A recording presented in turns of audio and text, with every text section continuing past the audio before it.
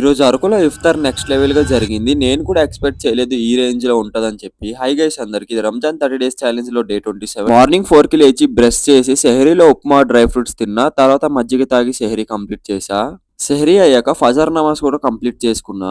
ఒక చిన్న న్యాప్ తీసుకొని రెడీ అయ్యి షాప్‌కి వెళ్ళా. షాప్‌కెళ్ళాక బ్యాటరీ చెకప్‌కి అయితే వచ్చింది. బ్యాటరీ చెక్ చేసి కస్టమర్‌కి ప్రాబ్లమ్ అయితే ఎక్స్‌ప్లెయిన్ చేశా. కంప్లీట్ చేసి ఇంటికొచ్చి జోహర్ నమాజ్ కంప్లీట్ చేశా. ఈరోజు కొంచెం టైర్డ్‌గా ఉంది. సో కొంచెం రెస్ట్ తీసుకొని అసర్ నమాజ్ కూడా కంప్లీట్ చేసుకున్నా.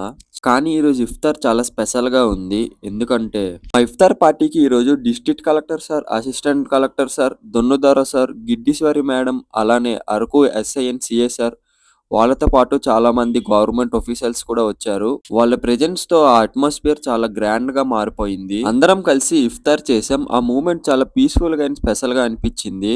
వాళ్ళు కూడా మాతో కలిసి ఇఫ్తార్ చేసుకోవడం వాళ్ళకు కూడా చాలా హ్యాపీగా అనిపించింది. తర్వాత నమాజ్ అయ్యాక ఒక మంచి స్పీచ్ అయితే ఇచ్చారు. ఆ స్పీచ్ తోని మొత్తం వైబే మారిపోయింది. స్పీచ్ అయ్యాక అక్కడే డిన్నర్ చేసి ఇంటికైతే రిటర్న్ అయ్యాం. ఇలా డే 27 నా రంజాన్ జర్నీలోని చాలా స్పెషల్ గా ఎండ్ అయ్యింది.